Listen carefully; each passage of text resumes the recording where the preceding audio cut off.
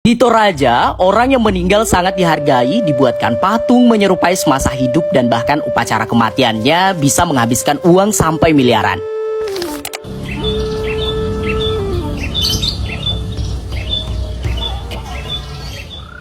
Pagi yang cerah, kami terbangun dan melanjutkan perjalanan dari salah satu penginapan yang direkomendasikan Siulu di Toraja.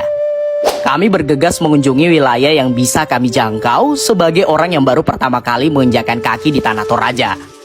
Destinasi pertama yang kita datangi adalah salah satu ikon di Tanah Toraja yang mengudara karena digadang-gadang sebagai patung Tuhan Yesus tertinggi sedunia. Dibangun semenjak tahun 2013 dan rampung di tahun 2015. Uniknya, sebelum sampai ke atas kita disambut dengan corak ukir di setiap tembok yang miring menjulang yang tentunya memiliki makna tersendiri bagi masyarakat Tanah Toraja. Ikon patung Tuhan Yesus Buntu Burake juga merupakan simbol keimanan dan pengharapan masyarakat Toraja yang mayoritas beragama Kristen. Untuk sampai ke atas, sebelumnya kita membayar tiket masuk sebesar 15.000. Kemudian untuk naik puncak patungnya, kita membayar 20.000 per orang.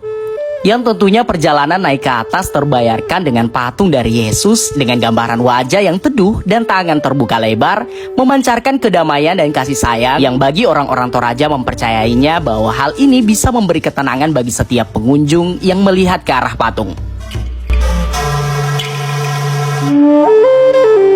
Waktu terus berjalan, kami tidak boleh terlena atas keindahan ini karena kami masih ingin melanjutkan perjalanan. Setelah menghabiskan waktu di Makale, kami menuju ke tempat selanjutnya yang berarti menandakan salam perpisahan kami dengan kota Makale yang memberi kami perlindungan seharian. Teriknya matahari di atas langit Toraja mengantarkan kami ke arah utara.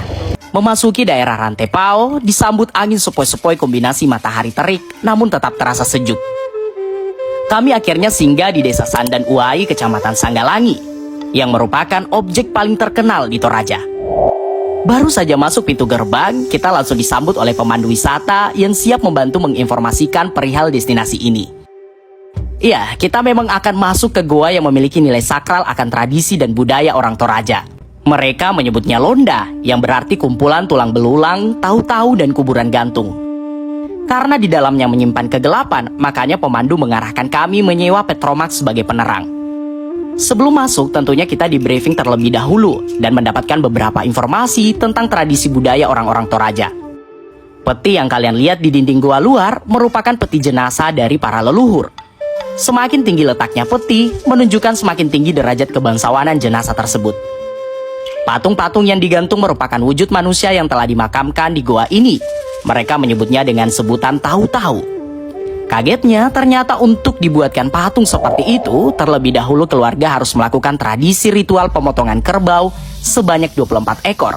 Itu artinya, satu patung bisa menghabiskan ratusan juta bahkan miliaran setiap kali upacara adat ritual tersebut. Sekitar 5 menit di luar, akhirnya sang pemandu mengajak kami masuk ke lubang gua yang pertama. Uniknya, walaupun kami tahu dalam gua ini ada jenazah, tapi tidak ada rasa takut sama sekali. Bahkan ekspektasi mencium aroma magis jenazah sama sekali tidak ada. Sehingga satu persatu apa yang ada di dalam dinding goa dijelaskan dengan hikmat oleh pemandu. Konon katanya di goa ini terdapat cerita romantis dua sejoli yang gantung diri karena hubungannya dikecam oleh masyarakat Toraja. Hubungan cinta yang ternyata masih ada kaitan saudara sangat dilarang keras bagi suku Toraja yang mengakibatkan keduanya memilih mengakhiri hidupnya. Beberapa jenazah juga terlihat tergantung di goa ini. Berikut tulang belulang yang tergeletak di beberapa sisi. Setelah saya bertanya, ternyata alasan masyarakat Toraja tempo dulu meletakkan jenazah di goa begitu saja adalah untuk memberi kesempatan ke keluarga mengumpulkan dana yang kemudian agar bisa melaksanakan upacara kematian ritual adat kepercayaan suku Toraja. Tradisi ini disebut sebagai Alu Tomate. Keluar dari lubang pertama, kita menuju ke lubang pintu kedua, yang dimana gua-gua ini biasanya disebut sebagai dua gua yang seapit, Gua Lemo dan Gua Londa, dimana simbolnya mengenai cerita cinta yang tak direstui tadi. Di pintu goa yang kedua ini kita akan disambut dengan peti yang benar-benar disusun begitu saja dalam goa. Inilah Indonesia yang memiliki sejuta keunikan yang bahkan dunia salut padanya.